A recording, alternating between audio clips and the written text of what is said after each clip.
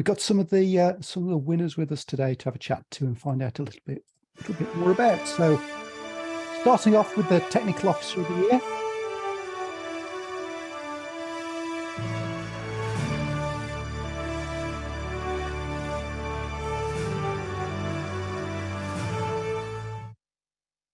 Which was Darren Jackson. So, Darren, congratulations on being Technical Officer for the Year. I think you definitely had the walk on of the day. Certainly did. Yeah. Yes. First up.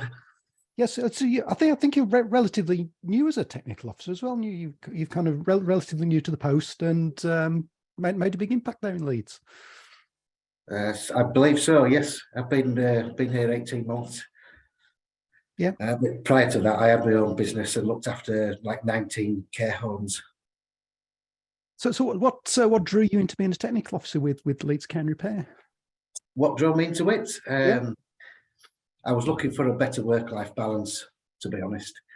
I was wanting to have evenings and weekends back to myself. Being a newly formed grandparent, I wanted to just cut back on my working hours and things, and I was looking for something to do. That 37 years in the construction industry, I've got quite a lot of technical knowledge and experience, and I was looking for something to do to help out other people, really. Decided to pack in my own business, sold the business, and wanted something else to do. I actually retired for a little bit, but then got bored, so came to work for a nice local charity that means a lot to me. Yeah, I don't know if you've seen the award entry that was submitted, but there was a case study about a client called H who'd got severe mental health issues. Can you tell us a little bit about that case and what you did with it? Yeah, well, she approached us earlier in the year. She'd had a contractor in that had done her a bathroom conversion, and they'd ripped out the bathroom and then left her with nothing. She didn't even have a toilet. It was just an empty room, bare brickwork, holes in the floorboards, open pipe work. Took all the money off her, and she left her pretty much in a really bad state. And the poor lass has had, mental health problems and suffers with severe depression. And she was in a right state at last. She was expecting another child. She's got 2 children already living with her, and she came to us to see if we could help her. So we managed to draw up a plan for her, and we got our contractors to do the work for her at cost, literally just wages only, kind of, just to cover their own costs. But unfortunately, even that cost was too much money for her. I can't remember the figures now. It's all in that report, no doubt. But she was £700 short. But me being me, I wasn't happy with that. So we explored ways of raising some funding for her to pay for the extra bit that she couldn't afford up to. She'd saved up and got scrimped and scraped, got help from her family and friends, and she'd managed to raise about 3/4 of the money, but she was still like £700 short. But we managed to pull through and put it together for her. Good stuff. A happy customer. Yeah, that's what it's all about at the end of the day, isn't it? So, how did you find out that we were nominated for the award? I only found out the week before the actual ceremony. Okay. I walked into my office one day and everybody was in which was quite unusual, for everybody to be in the same place at the same time. And I walked through the door and I thought, hey, what's going on here? And then Carlos, my line manager, who was head of building services, just made a bit of an announcement and then told me all about it. So it was really quite a surprise. They'd kept it in the dark. I didn't know anything about it at all. A sneaky bunch, aren't they? Yes. So, how did you feel when your kind of name was read out as the winner? How did I feel? Yeah. Oh, I was overjoyed, to be honest. To think I've only been doing this role for 18 months, and thinking about the impact I've made and the difference that how many people we've helped and the difference we've made to people's lives is, it's just, I was really proper chuffed.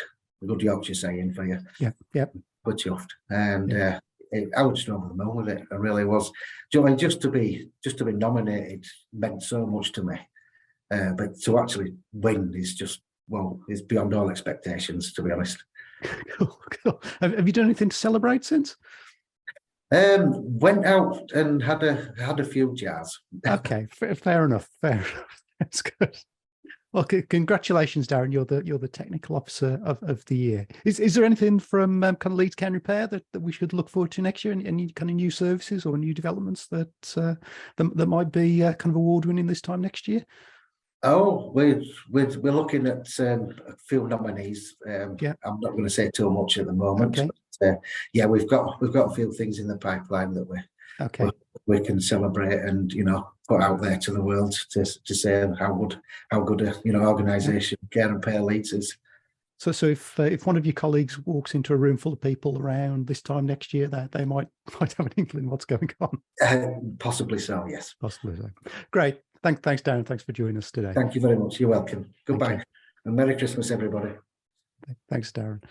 So from Technical Officer of the Year, we'll move on to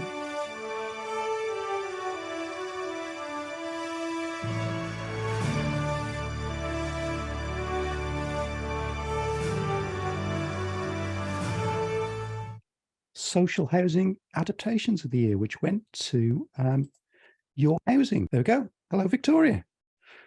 Everybody. Hello. Congratulations on being Social Housing Adaptations Team of the Year. Very much. Can you tell us a bit about what you do at Your Housing that's kind of different from other housing associations?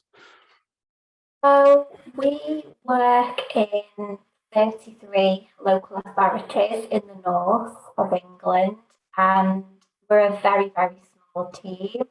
There's myself, Adaptations Manager, Lynn Tomlinson as coordinator, and we've just secured Stephen as full-time administrator. We've just had approval to go out for job advert for another adaptations coordinator. So if anybody is interested, then look out for the job advert because it will go externally in the new year. I think the reason we stand out is because we've tailored our service directly to the customer.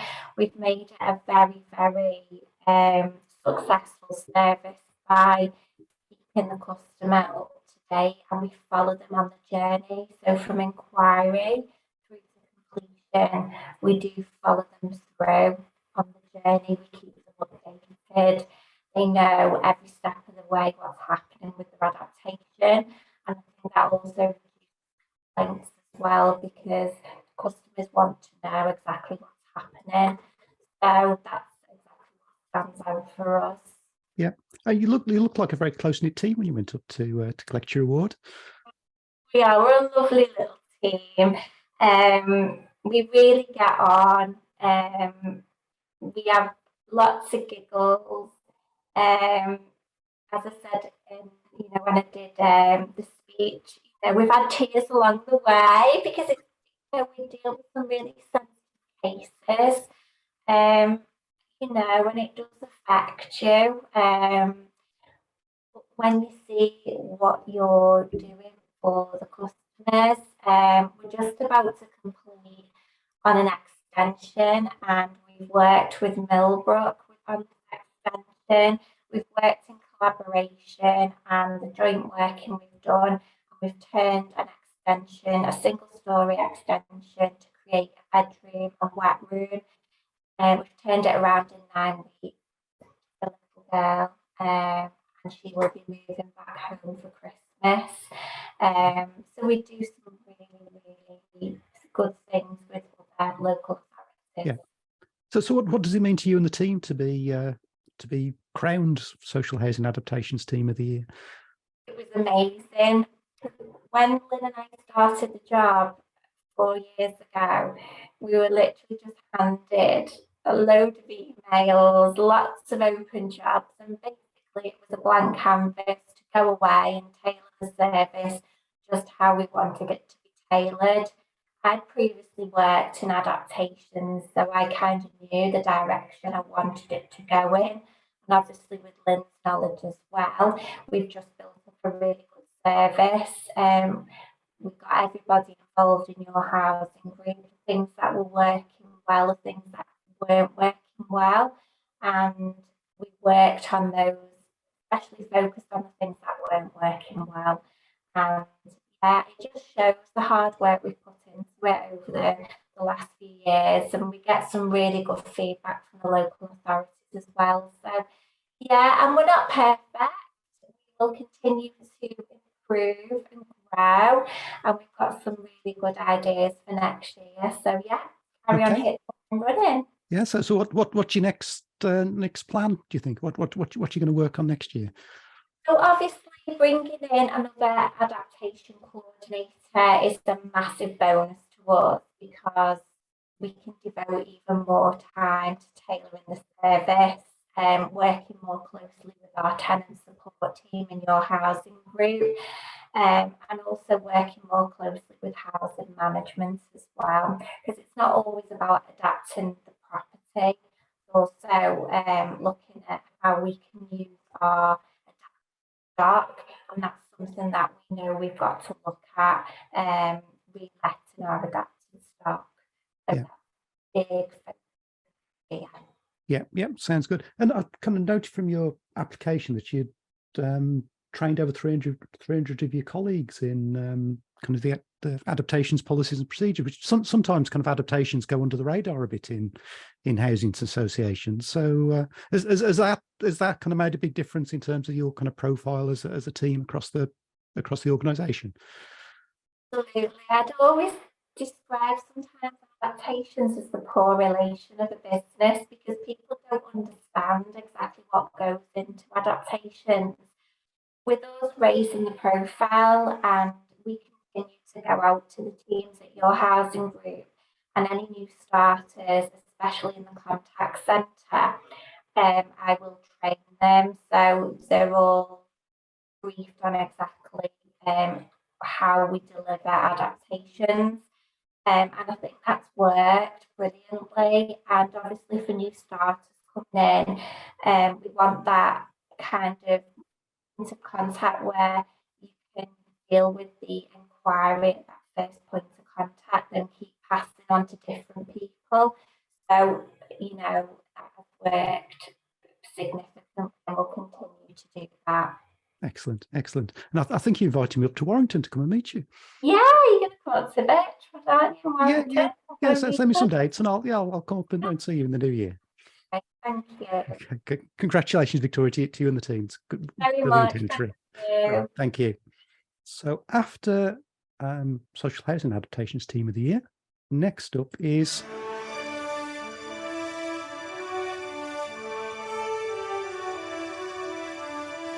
Caseworker of the Year.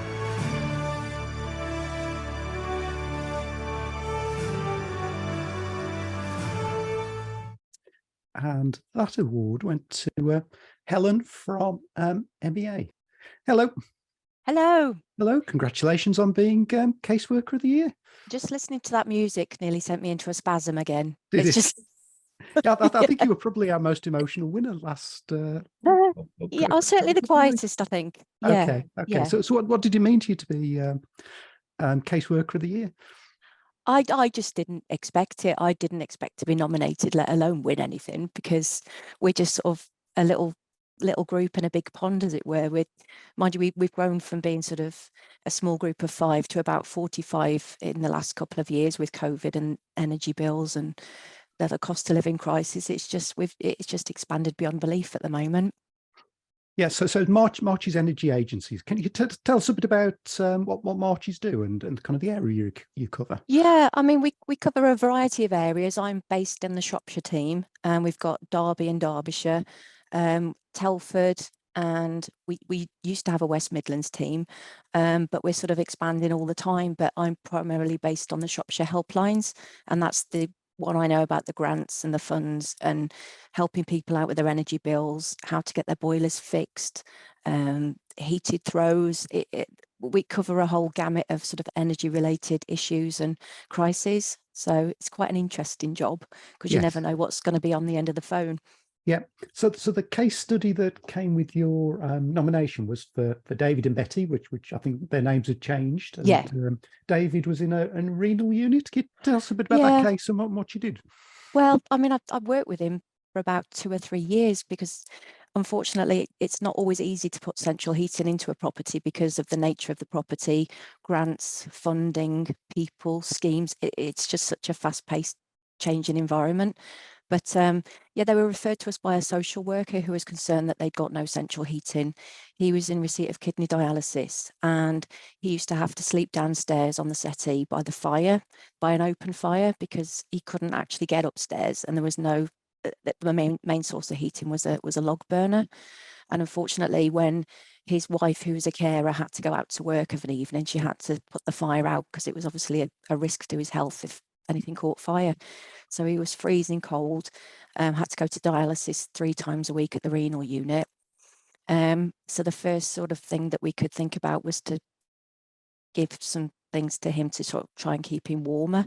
Things like a heated throw, a plug-in radiator, warm clothes, thermal clothes, a heated foot warmer. So luckily I live over the road from Shrewsbury Hospital, so I could order all that and physically go and deliver it to him on the renal unit. And I developed quite a good relationship with the renal unit support worker, and sort of liaised with him quite a bit to try and get things moving forwards for him. But eventually we managed to get a scheme where we could put an air source heat pump in because where he lives is off gas. And even the self was quite a complicated thing because he was a hoarder. So we had to liaise with his friends and family to try and get things removed out of the way for where the air source heat pump could go in. And I also got some funding from the council to put him up in a local B&B with his wife for 3 days whilst all the work was being carried out because it wouldn't work with him being in the property. And then we helped him out, get him on a good tariff, give him some prepayment vouchers to top up his electric to work the air source heat pump.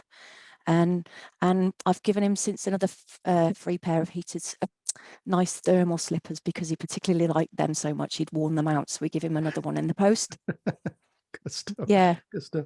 And then you giving out logs as well. I think a couple of the Oh yeah, things are yeah. about, Oh, yeah. definitely. We Yeah. work with a lot of charities. One in particular is Community Resource, who help us to help people with things like logs, coal deliveries, skips, to sort of clear properties out. Yeah, I sorted out a storage unit for one chap who had to have central heating in because he had so much stuff in the property, it had to be moved in order for them to go in and put the heating in. So yeah, it's a very wide-ranging, interesting job. You never, it's just it's such a big job these days. You never know what you can achieve and what you can do. Yeah, and no 2 cases are the same, I guess. No, I mean, there's a chap, he was sitting in his car this morning because he can't afford to put the heating on in the house. So he was sitting in his car to warm up. Yeah. You know, and cancer chap, another chap from the renal unit, he's waiting for a kidney transplant and his heating's not working and his hot water's not working and he's got to keep himself clean and he's got 4 young kids in the property. So yeah, it's a bit of a challenge. Yeah. Is it getting more difficult to find the funds for kind of gas boilers and repairs? Yes, Yeah. that's the challenge. I mean, nobody's got any money. The councils haven't got much money. People's circumstances seem to have to get worse and worse in order to get some help. Whereas before, you know, I'd just be answering the phone and doing one energy tariff check once a year. And now it's like every 5 minutes, I've got a £2,000 debt on my gas meter and I've got no heating. It's a challenge to get money from any source we can, really. So you mentioned that David, not his real name, had an air source heat pump. He Are did. you finding more of those, or is that becoming more of an option? Or Well, is it still difficult? It's the difficulty because that's what the government wants. They want Mm. more and more properties to go off gas. So they're going to ban gas after 2030, apparently, and put in things like air source heat pumps and high heat retention storage heaters. But then that's got a knock-on effect because you can't put a a high heat retention storage heater or an air source heat pump, because it's going to be more expensive if you put it into a badly insulated property. So you've got to make sure that the insulation's right first before you can even think about putting a new heating system in. So it's a continuous challenge to try and work your ways through the system and quickly help people that are in desperate danger of being into hospital any minute because they're freezing to death. Yeah, absolutely. So have you had a chance to celebrate since winning the award? Did you go out afterwards? Well, we managed to have a bit of a celebration on the way home because we missed one of the trains, and so we ended up in a pub, and it had to be done. I brought my friend Joe with me, who works with me, for confidence, and also because I've got no sense of direction. I wouldn't have made it otherwise. Yeah. So you made it back in the end. Eventually, yeah. Okay. Good. Well, congratulations on being Caseworker of the Year. Oh, thank you. Well deserved. Thank you. Thank you so much. I really appreciate it. So next we have.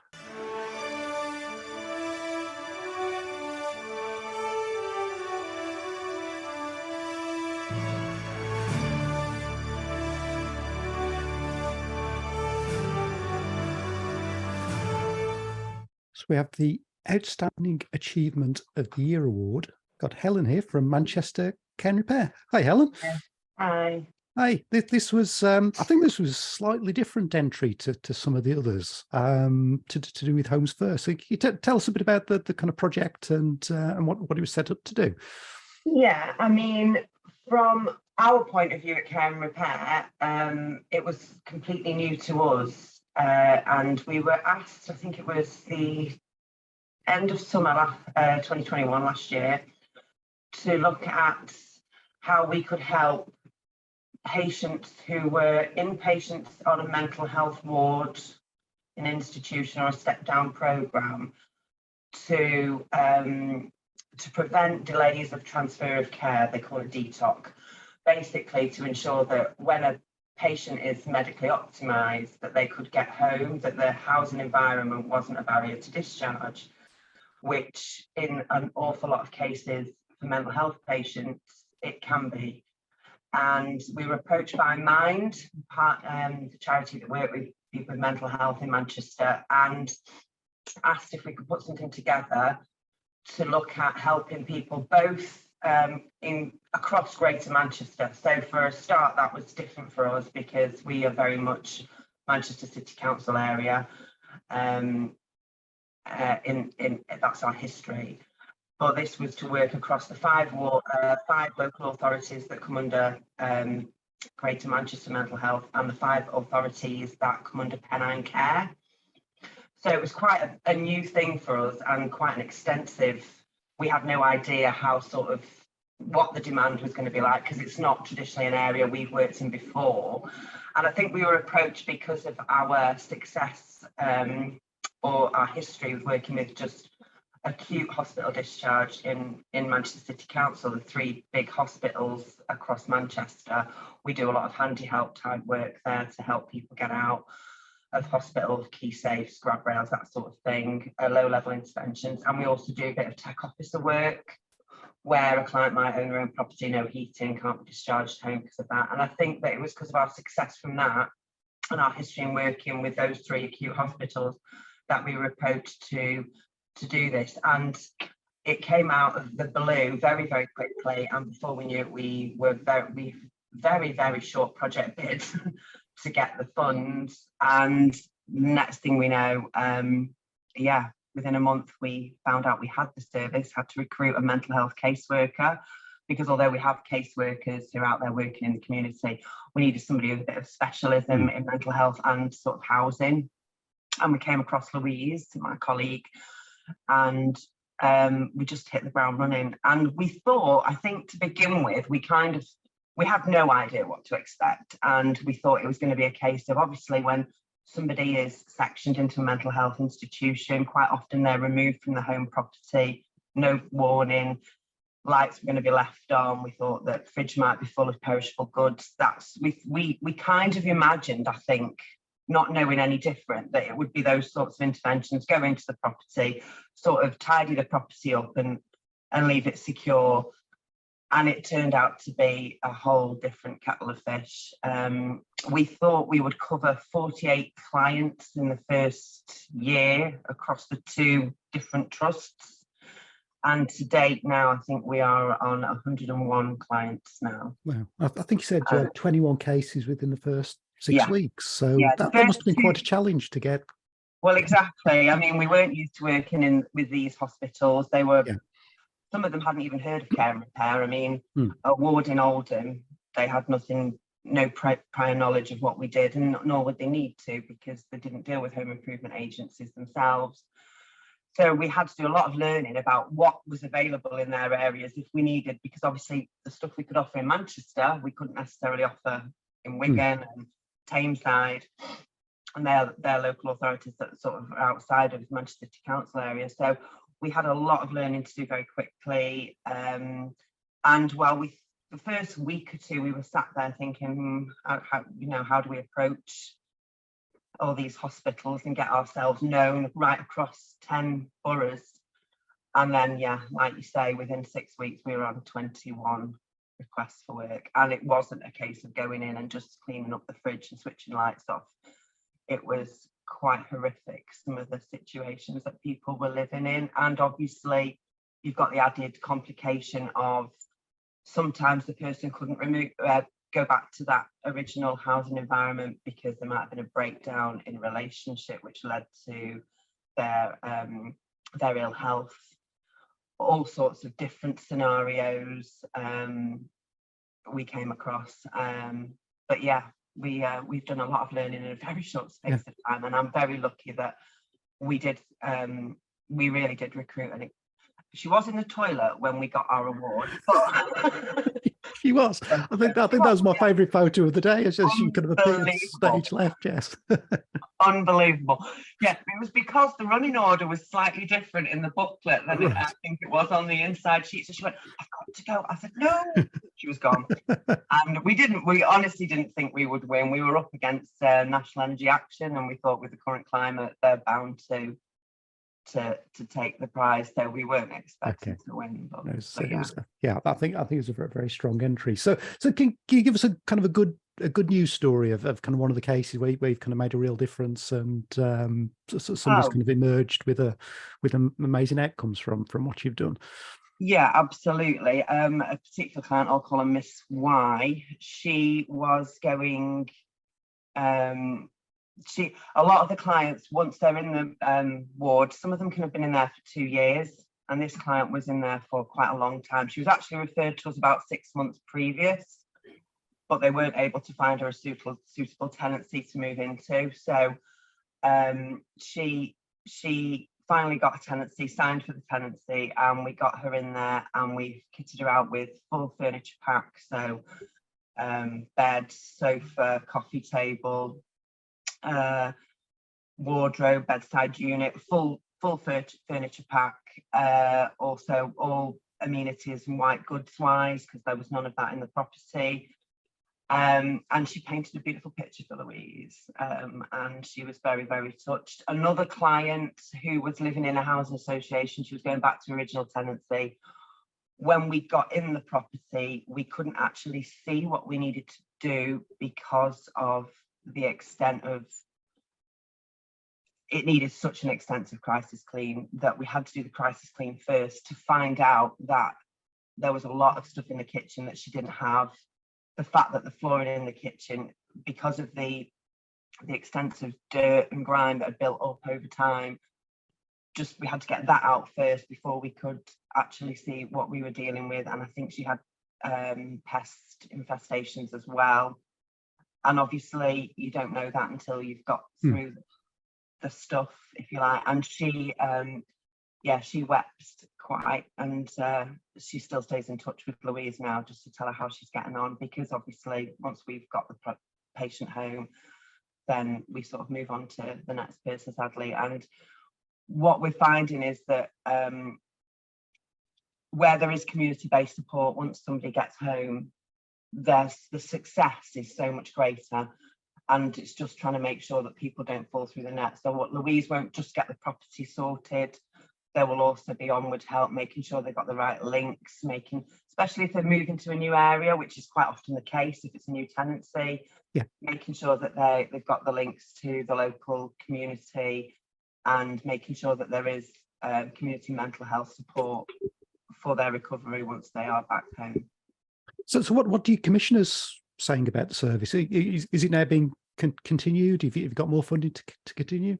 Greater Manchester have taken it back in-house, so we've lost Right. the 5 wards on the five boroughs on the left, but Pennine absolutely, they would be lost without us, because we cut out quite a lot of the local authority bureaucracy in terms of having to take something to panel, get 3 contractors in to put prices in, for example, for a prices clean. That whole procedure can take 2 weeks. We have a really close-knit network of contractors that are reliable, that we know will drop work to come to us to help us, and we can get a client who needs an extensive prices clean back in the property within 3 days, all being well. So yeah, commissioners, we've had some really nice feedback from not just commissioners but also OTs, people that we're dealing with on a daily basis, because we will go into the hospital wards now, collect keys, etc., to make their lives easier, and so that we can get into the property quicker. And we've had some really nice feedback. We told them, we sent out a big, oh look what we've won, everybody, and we've had really nice feedback. We are currently funded to the end of March, but because we were funded for 2 posts, we've only just got our mental health casework trainee, Isla, who was also at the event.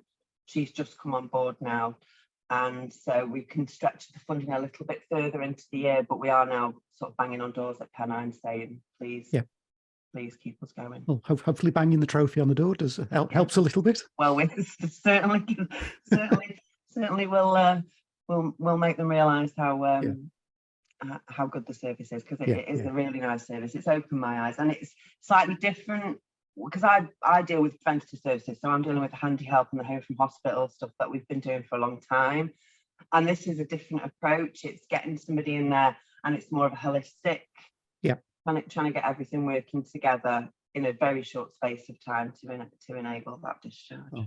And did you get a chance to celebrate on the way back? I guess you got the shortest journey.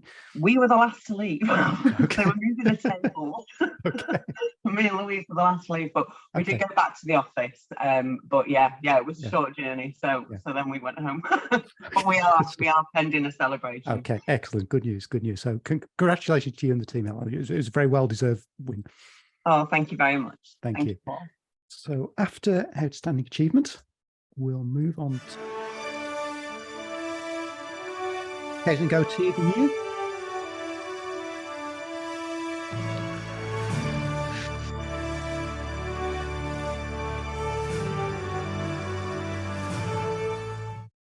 Hello, Julie. Hello. Hello. Your power's still on then, so you're still. At the moment, fingers okay. crossed. Okay, so if you disappear, we know the power you'll cut know is why. all right. Okay. So congratulations on being Housing Go-To of the Year. Thank you very much. Yes. When did you find out you were nominated? Did you have a kind of a surprise office? It was announcement? quite a surprise. I knew they'd nominated me, but I was surprised to be shortlisted. But yeah, and I was thrilled to be shortlisted and thrilled to be nominated by my team. I think that meant an awful lot. So you work in kind of a district setting, don't you, with yes. Kings Lynn and West Norfolk? Have you kind of worked in social services before? And yes, I've worked in social services in different authorities. I've worked in Leicestershire, Nottinghamshire and Norfolk. So I've got quite a broad experience of different authorities, and I've always had a passion for housing. Yeah. So that has always been my passion.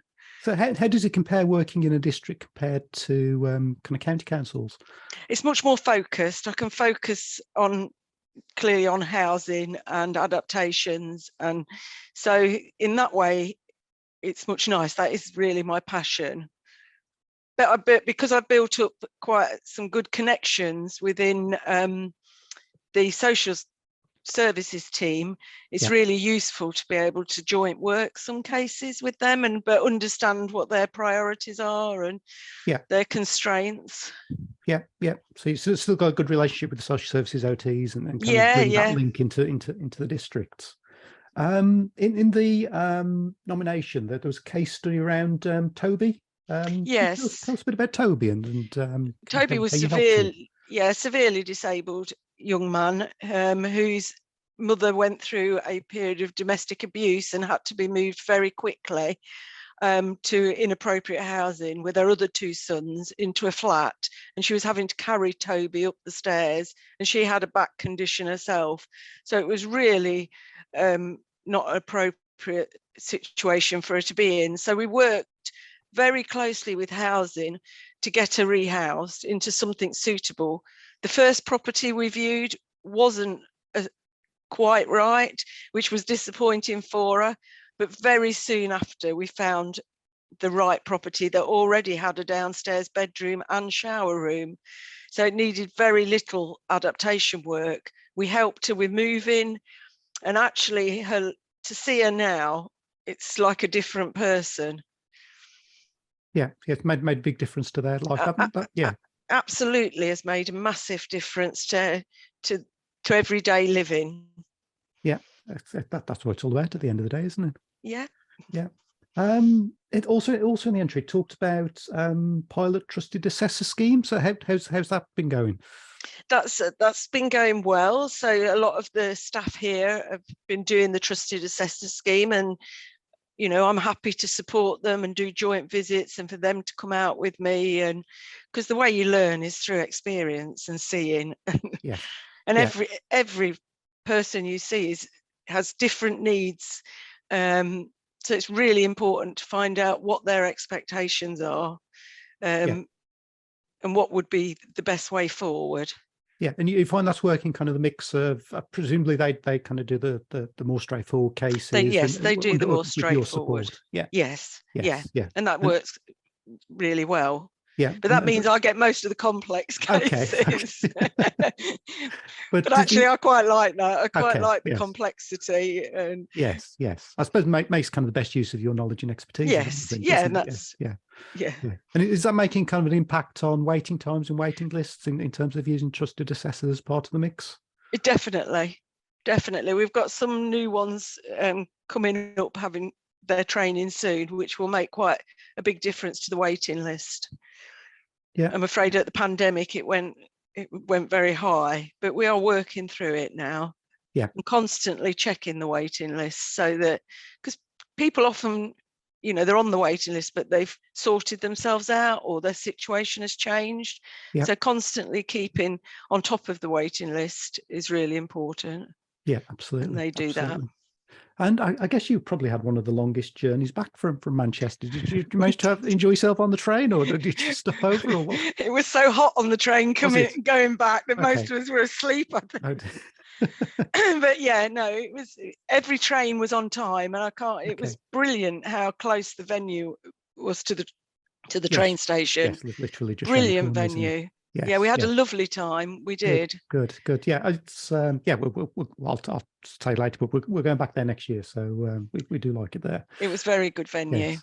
Yeah. So what does it mean to you to be kind of housing OT of the year then, Julie? Do you kind of think it'll help you kind of develop your role within the council, or does it mean anything? What does it mean to you kind of personally? It makes me very proud that the team wanted to nominate me, and very proud that the work I'm doing has been recognised. I've, as I said when I got the award, I love my job. I really do, and I think I'm really lucky. It has challenges, but that's what makes it interesting, and you can make a real difference to people's lives. Yeah, absolutely. I know Kings Lynn and West Norfolk also were the joint winners of the Handy Person of the Year award. The second year running. For the second year running, yes. Yeah, it's a brilliant. I mean, having that Handy Person service to call on, the things that we can offer people, which I've never found in other authorities, is absolutely exceptional. you know, they'll move curtain rails, the little things that people can't do themselves but need to be done, especially if they're moving. Yeah. You know, it's a brilliant service. Yes, yeah, and as you say, winner of the Handy Person of the Year for the second year running. So it must be. Yes. It is. Yeah. So congratulations to you, and congratulations to the whole team for the Handy Person service. Very, very, very well Thank deserved. you so much. Thank Okay. you. Thanks, Julie. We'll move on to.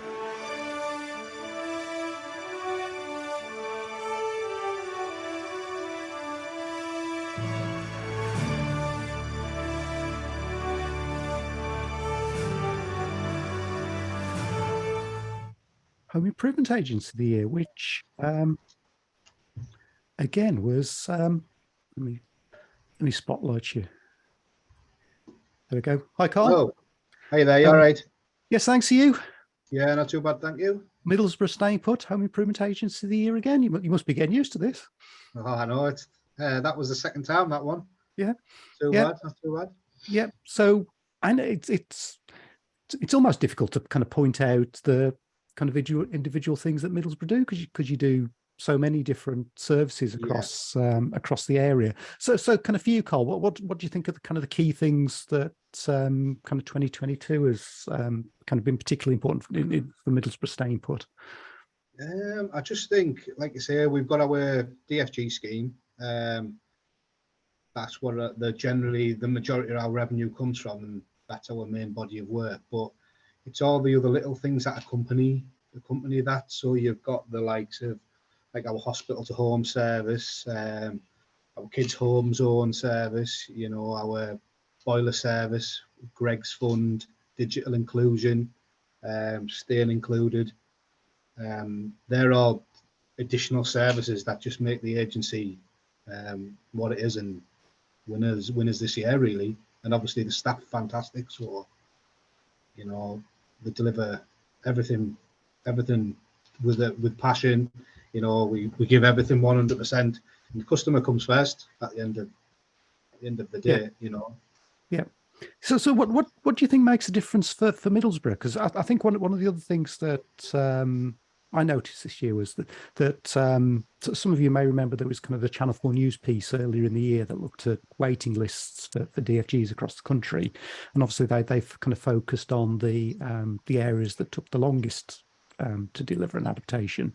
But if you looked at the data, Middlesbrough were consistently the fastest area in the country to deliver DFGs.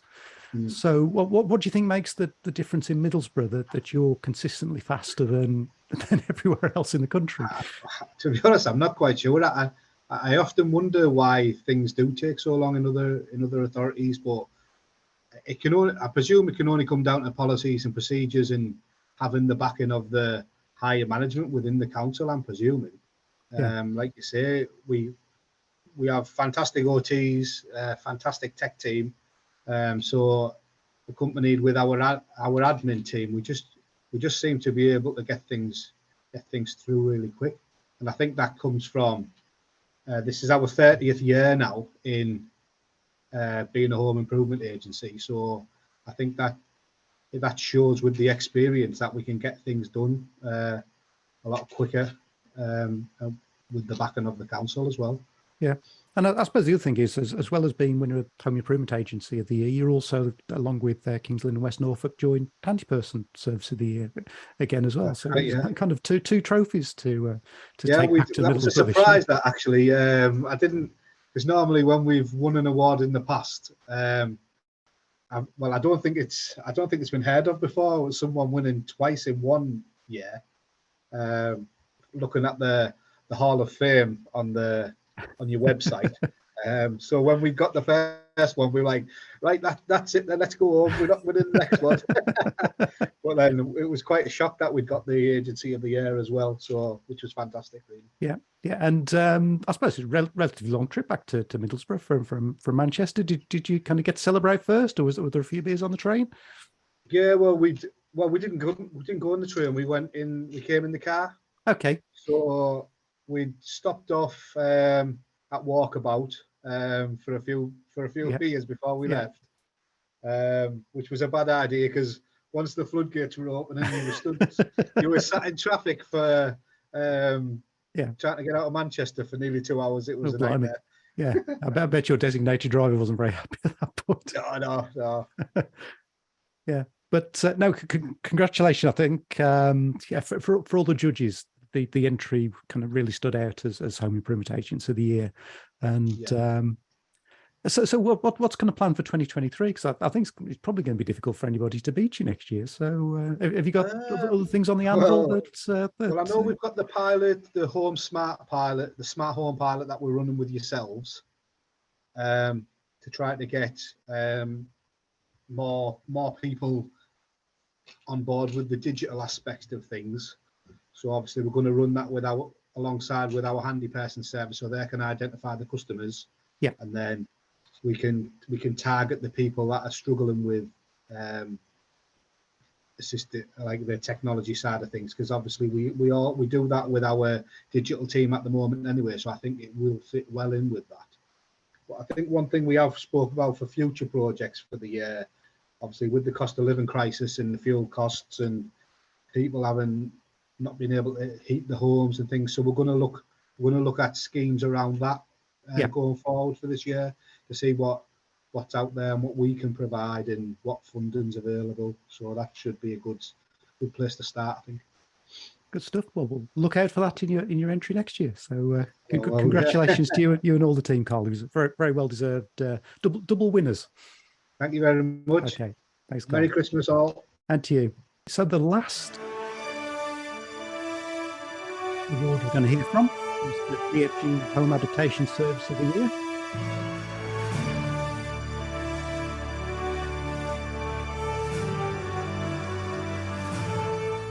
Which went to the Housing Occupational Therapy team at East Sussex County Council. I think I've got Francis and Teresa. So let me spotlight you both, and then we can have a chat. There we go. So this was I think slightly unusual from the other entries, being that it was kind of looking at the OT element of delivery in particular. So can you give us kind of an outline of what you've done that's different and what difference it's made? Well, I think, thank you very much, by the way, first of all. We're really excited and proud to have got this award, and I think it validates all the hard work that our team has put in over the last 3 years or so.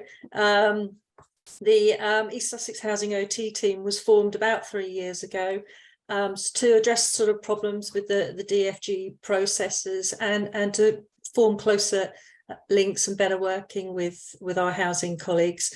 And it's basically a team of around about 13 OTs and OTAs. It's a mix. We have 5 district and borough councils within East Sussex, and we're now placed directly within those councils. So it's been a really exciting and quite challenging time for us at times.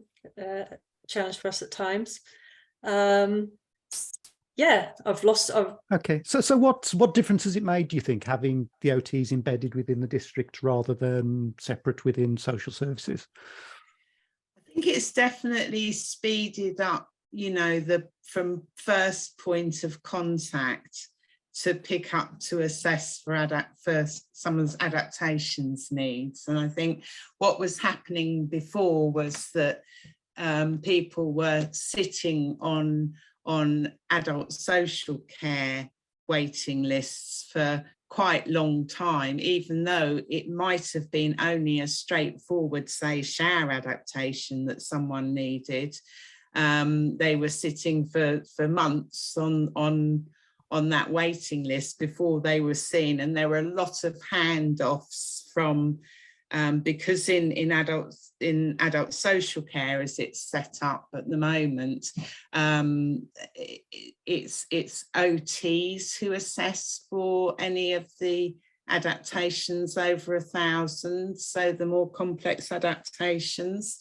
Whereas in our housing OT, I mean, we've got a fantastic group of OT assistants who've been very, very, engaged in learning new skills, basically. So a lot of the less complex adaptations are picked up by the OT assistants rather than an OT, and they have a much faster throughput, basically. So I think that's been a huge difference. I also think the networking with health, with the housing associations, and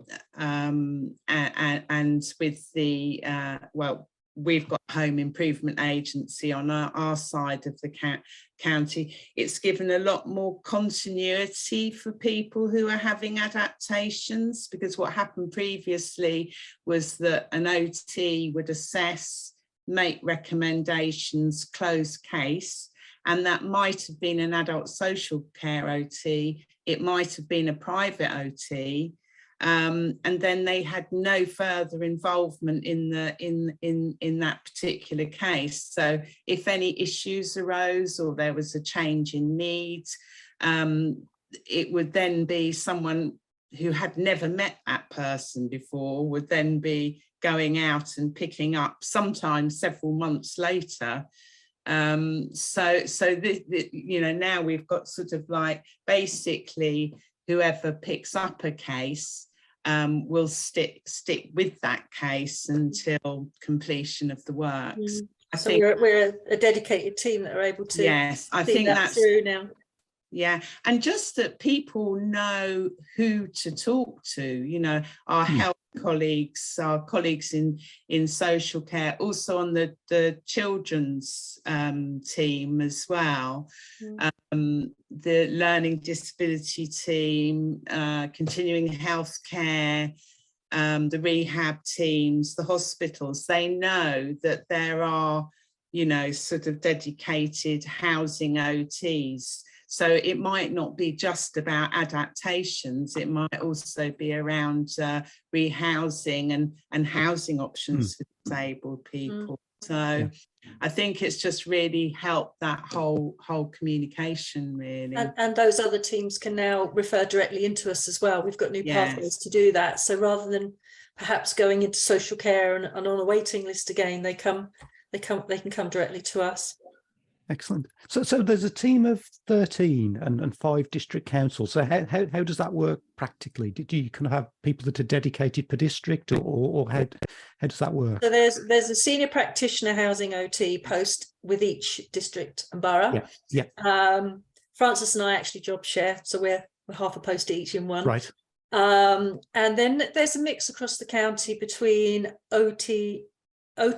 Initially it was all OTAs, but I think as the service has gone on and the different districts and boroughs sort of client needs have become, or the complexity of cases have become apparent, there have been a couple of OTs drafted in to a couple of those districts. Yeah. And has it seen a kind of impact on the numbers in terms of kind of satisfaction or time from kind of start to finish of the process? Are you seeing those improving? It certainly was pre-COVID. I think the whole pandemic has sort of scuppered things.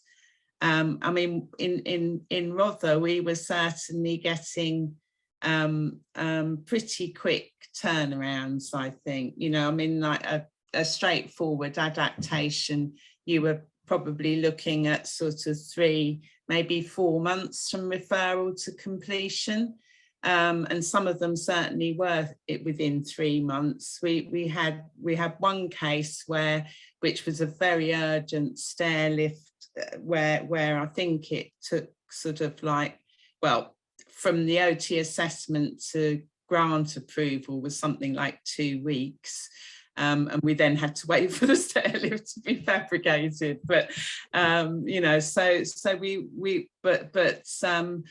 I mean, the pandemic has had an impact, not just on waiting lists, particularly in adult social care, but also contractors not being able to get materials, you know, it had such an effect, and we're still playing catch up to some extent because of, I think we did carry on visiting. We were one of the few teams who, apart from the first lockdown, we actually did carry on visiting throughout the pandemic. So yeah, I think we probably got a bit of an increased referral rate towards the end of the we're at the end, just after the pandemic as well. So that's impacted a bit, but we're working hard to catch up. Yes. Yeah. Is it making kind There's of more definitely room for improvement, though. Okay. I think there always is, isn't there? There's always something you can do to tweak it a little bit. In terms of kind of complex cases, does kind of being embedded within a district make it easier to have discussions about some of the, I suppose, kind of the knottier cases that perhaps over the 30,000 and how you fund them and where compromises may be required? Yeah, well, we have housing solutions panels for those more complex cases. So that would, you know, be the OTs, it would be managers, it would be the grants officer, the surveyors may be involved, maybe somebody from the social landlord representing them. Yeah. To sort of go over all aspects of the case and thrash out the best outcome. So. Yeah. So what have you got planned for 2023 then? How are you going to continue to improve what you do? I think it's top secret. That I really like to think of. Yes, lots of things. Certainly providing better information. And it's something we have made a start on, particularly for self-funders, actually. I know that's DFG, but we do find that, you know, a lot of self-funders will sort of charge off and do things that then don't work for them, basically. So trying to sort of just produce some guidance which anyone could use, I suppose. I think, I mean, in our area, particular area that we're in, we're looking at reviewing the discretionary policy. So we'll have an opportunity to input on that. On all the housing assistance policy, yes, yeah. I think I'm very conscious of, you know, the number of people with life-limiting conditions, and if there is any way we could fast track or consider those people's needs in order to, but you know, it's very difficult to fast track at the moment when on our side of the county we've got, you know, we work very closely with the Home Improvement Agency, but all of their contractors are sort of booked until the middle of next year. So, you know, fast tracking can be difficult. Yeah.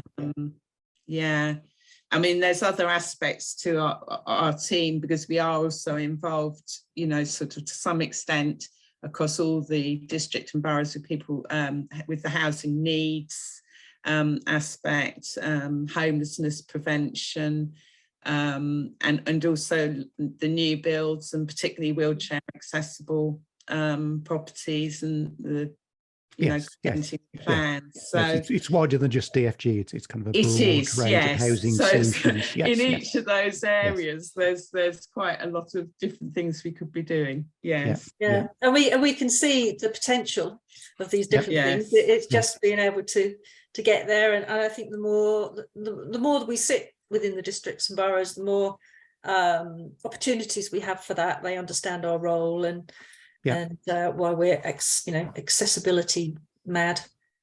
Excellent. Well, congratulations to you and the rest of the team. I think thank you. It was a real honour, actually. We really didn't expect it. So, and I suppose can we just say a big thank you to all of our colleagues working in the district and boroughs, because you know, they're all part of the reason why we've won this. So I'd like to give and to our Home Improvement Agency as well. Yeah, and I'd like and we'd also like to say a big thank you to our manager, Jill Rimmer, our manager of the team, who I know she made the nomination, you know, unbeknown to us, and I know she would want to be here today. She's very proud of her team, but she's on a well-earned break in Europe with her children, her family. So Yeah, okay, well, we'll Yes. excuse them then. We'll excuse them. So congratulations to you all. And it's a really good award. And I think it kind of picked up on some of the things that were in the DFG guidance earlier in the year. So it was really good to see. Great. Oh, no, did you get to celebrate on the evening or the way back? I guess you had a fairly. But we weren't lucky enough to be there, were we? No, only Gemma and Michelle were there, Right. and we did have a big Christmas breakfast team meeting planned, and then it snowed. So Oh, not no. get Oh, no. there. So Okay. we've going to celebrate in the new year. Okay. Yeah, I'm Make sure sure we you do. certainly will. Make sure you do. Thank you both. Merry Christmas. Yes, Merry Christmas, everybody. There we go. There we go. So that was some of our winners from 2 weeks ago.